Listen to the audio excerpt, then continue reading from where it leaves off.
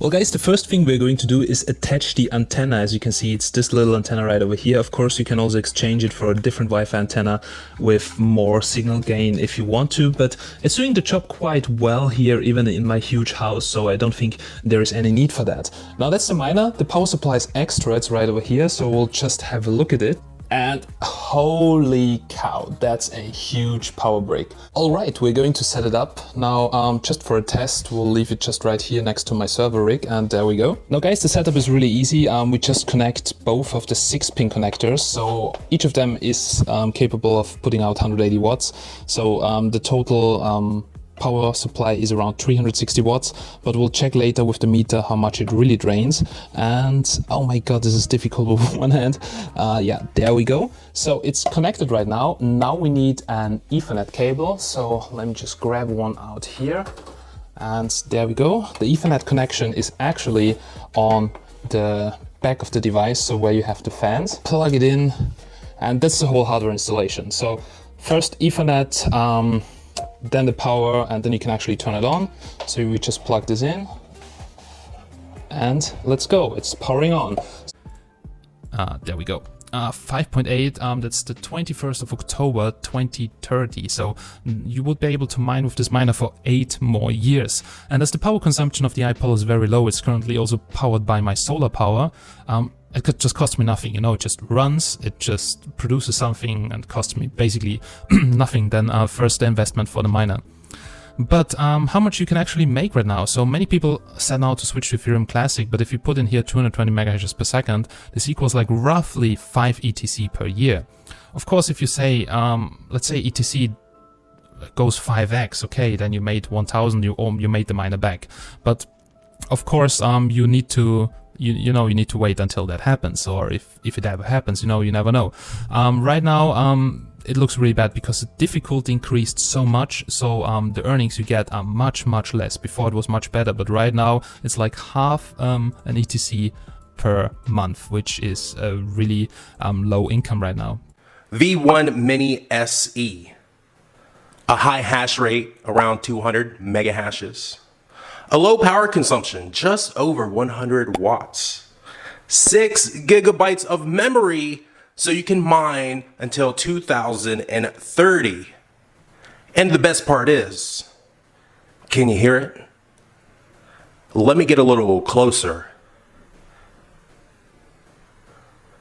This miner is absolutely quiet. It makes a little bit of noise when you start it up, but after a couple minutes, completely quiet, around 40 decibels.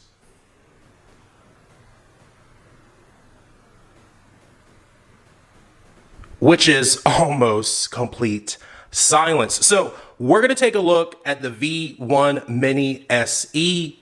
We're gonna take a look at these specifications, and of course, the Ethereum merge just happened.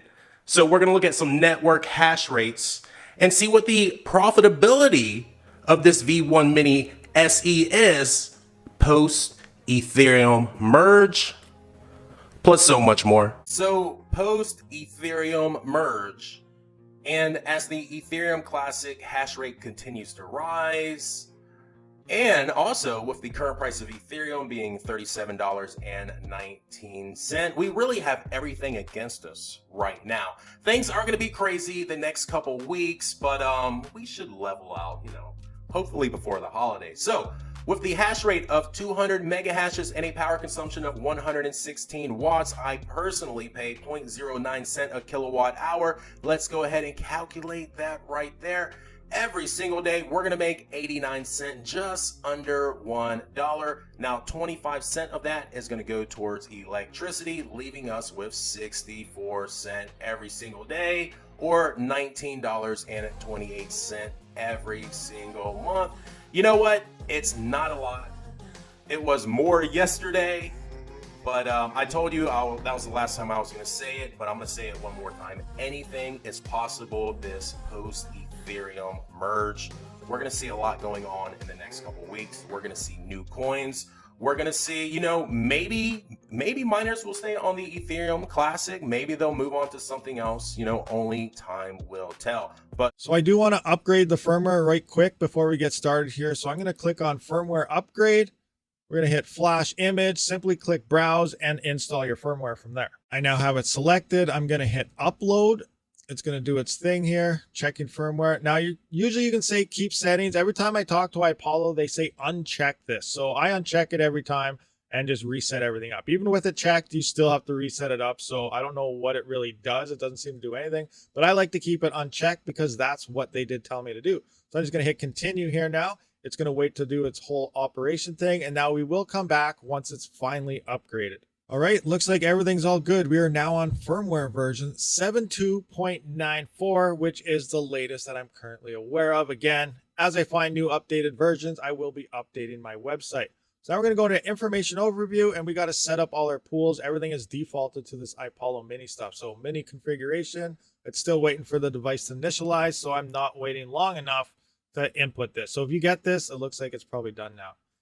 Eastbound fan, no, here's another error. Nothing is wrong here. There, it went away. This happens when you update firmware. I guess it's a good thing it's popping up for me. That way you guys don't start freaking out. So first thing I always like to do is get rid of everything here. We don't want any of this default stuff. Gone, gone, gone, gone, gone, gone. Forget to go gone on that one. So now I'm going to click on here. I want US ETH2 miners. Yes, solo. Worker name. We're going to name this something else now. So we're going to go V1 mini, I guess, SE, because this is the new SE version, and we need our password of X.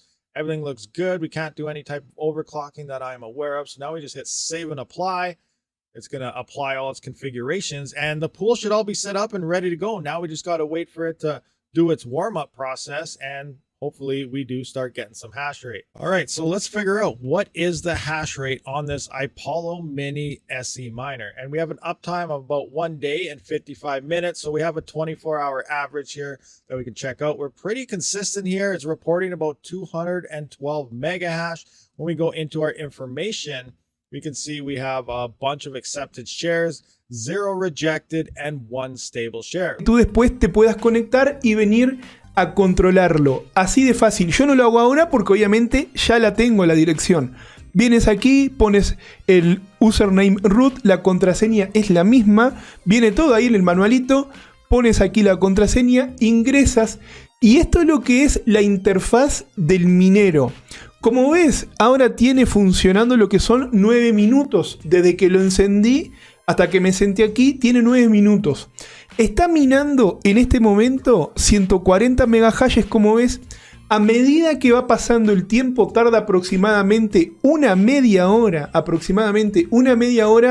en llegar a la velocidad máxima de minado. De hecho, incluso ahora en este momento voy a hacer una pausita en el video porque te grabé un clip para que los veas funcionando a máxima velocidad, máxima potencia, dando más de los 200 megahashes que este equipo tiene que rendir. Muy bien, en este pequeño clip del video lo estoy grabando antes de yo irme a grabar lo que es la review en general, pero quería mostrarte más que nada lo importante es, mira, tengo hace 17 horas encendido lo que es el minero. Ahí tienes el tiempo online, ves cómo se va actualizando, viene la temperatura, 53 grados. Punto 2 es la temperatura operativa. Vienen los megahashes. Ok, todo correcto. Miren, 212 megahashes. Muy pero muy buena la velocidad de minado. Una vez que se estabiliza, ahí la tienen. Está dando más de lo esperado. Vamos a ir a ver rápido.